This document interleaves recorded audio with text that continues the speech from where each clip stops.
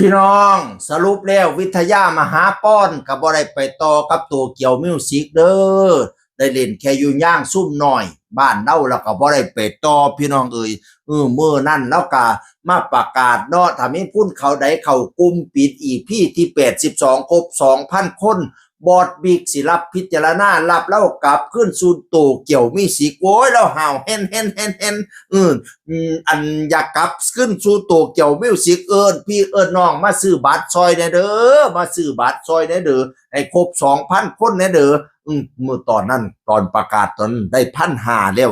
อีก500พี่น้องเอ๋ยแล้วก็พี่ห้องขอบคุณบัตรทุกใบหัวใจทุกดวงที่มาสุกยู่อุดหนุนโอ้ยแต่ป่านนั่นกันโอ้คือสิบ่ฮอดพี่น้องเอ๋ยแล้วจนว่าได้ไปไหว้พระในห้องเล่าผุนตัวบ่ได้เล่ด้วยเล่เก่าด้วยกลบ่ได้เอาด้วยมนต์เก่าด้วยคาถาสาธุเด้อ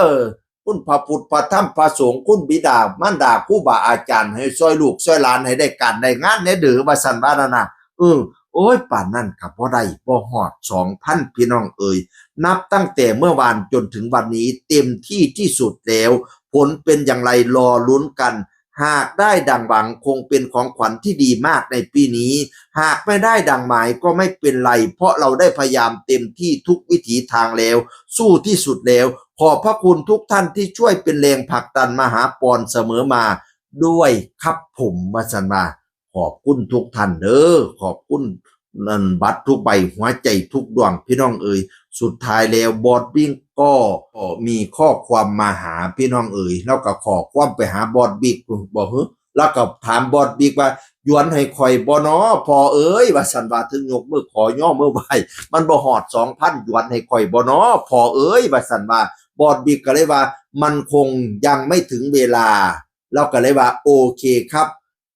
มาเปลี่ยนจอบเอาว่าซั่น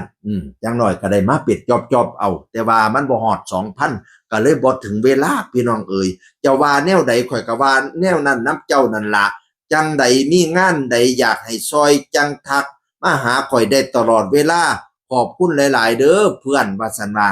แล้วก็โพสต์ว่าต้องเป็นไปตามกติกาว่าจังใดก็ว่าจังซั่นบ่ฮอด 2,000 ก็เลยบ่ได้กลับมาสัมวิทยามหาป้อนพี่น้อง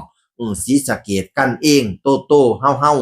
ไปกินคิดฮอดหลายคนก็คิดฮอดอยู่บางคนบอกว่าเรามาอยู่แต่อีพี่แรกอีพี่หนึ่งพุ่นน่ะรุ่นบุกเบิกรุ่นว่างเสาเข็มพอบกันนะว่านั่นน่ะบัดนี้ก็ได้ไปเรียนต่อละกาจนป่านนี้บ่ได้กลับมาซ้ำพี่น้องเอ๋ยรอรุ่นต่อไปสมัยหน้าเนาะว่าเป็นจอบเอาพะนะว่านั่นน่ะละรุ่นว่าเราสิได้ไหมจอบใดงานใด